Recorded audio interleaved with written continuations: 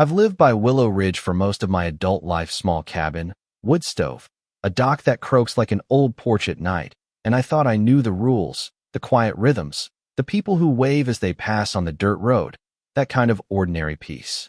Then Marjorie showed up in a blazer like she was the county judge and told me I'd been trespassing on community land my whole life, and that, if I didn't move my dock, the HOA would have me towed off the lake. 3 sentences. That's how a Saturday started unraveling. It starts small, of course, the way most storms begin, with a single dark cloud. I smiled, because you smile at people like that, too polite to start trouble, and then watched her walk away as though nothing had happened. Those first weeks were the quiet kind of harassment. Flyers under my door calling me an encroacher, photos of my dock in the HOA newsletter asking, "Who owns the shoreline?" Neighbors who used to wave looked past me. Then the vandalism began: nails under the trail tires, chlorine at the dock, a chain across the access gate overnight. In the second act, when you hope the system will handle it, you learn the system bends. Sam Ortiz, a neighbor who used to bring jars of peaches and tell terrible jokes, came over the day I confronted Marjorie at an HOA meeting. The meeting room smelled like stale coffee, fluorescent lights buzzed, folding chairs lined up like a cheap auditorium, and Marjorie was already in her element, pointing at a glossy map. She named streets I'd never heard of, parcels miscolored like someone had scribbled over history. "We've all voted," she said, voice cool, and the room nodded because people like to believe they're part of something orderly. After the meeting, I found her on the shore.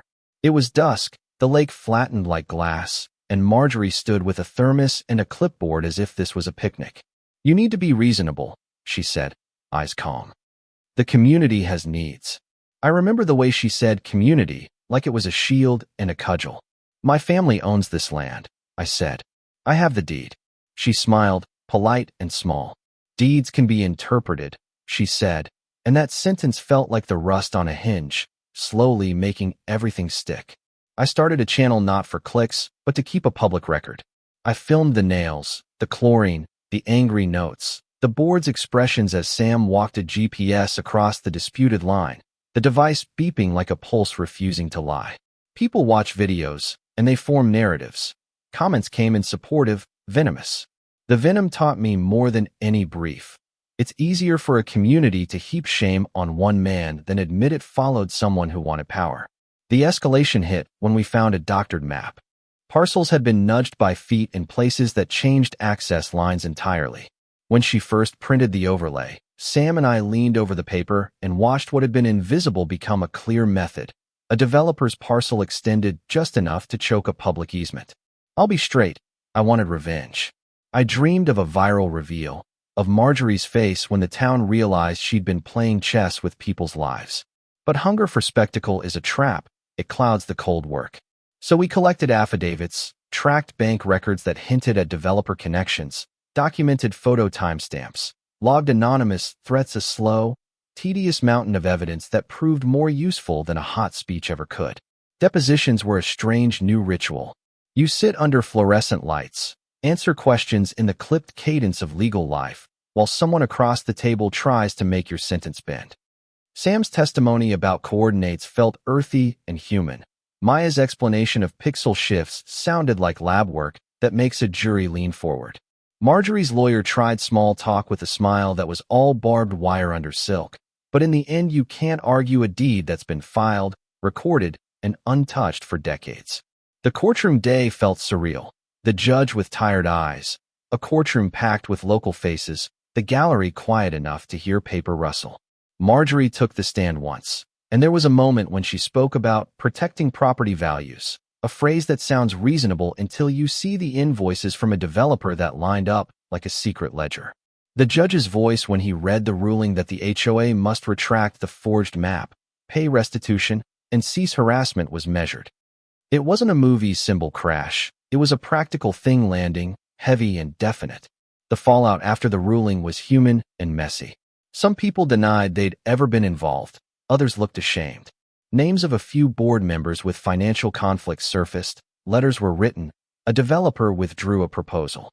Marjorie resigned in a statement so careful it felt like a press release. Her apology was the emotional equivalent of a bandage.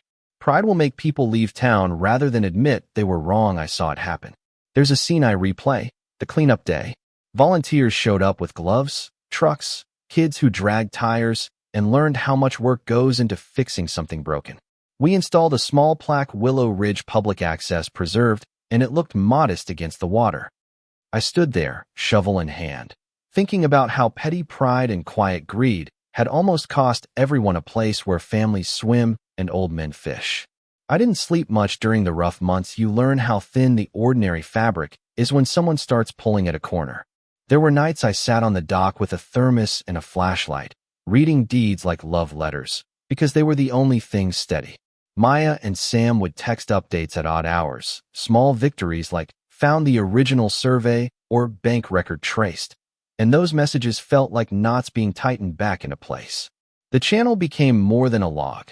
People began to reach out with their own stories, small towns with similar bruises, folks who wanted to know how we found the paper trail. A few months later, a law professor asked me to speak to students about rural property rights and documentation. I told them, bluntly, that hero stories are overrated. What saves people is patience, paperwork, and the willingness to make your life a public record.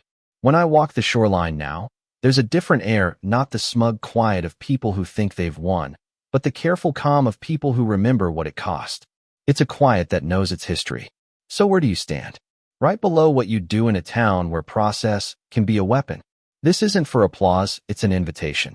Help the next person who notices the first nail on the trail.